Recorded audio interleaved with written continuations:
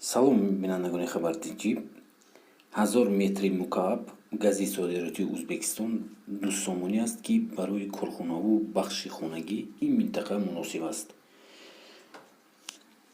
Ва таъкид кардааст, ки дар вилояти Суғд 800 километр ҳудуди лӯлаи интиқоли газ вуҷуд дорад, ки 400 километри он дар шаҳри Хуҷанд воқеъ шудааст.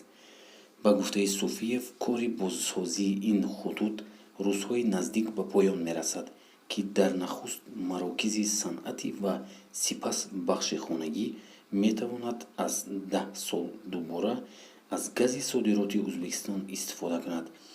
ҳамчунин интиқоли газ ба хона ва ноҳиявӣ Бобоҷон Ғафуров низ дар ояндаи наздик имконпазир хоҳад шуд.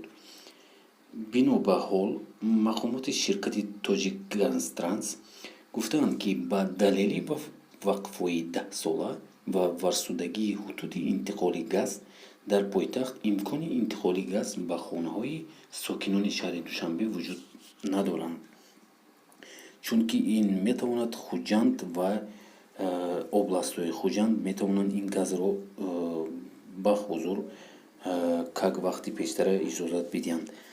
Ягон комментарие дошед, нависед ҳатман.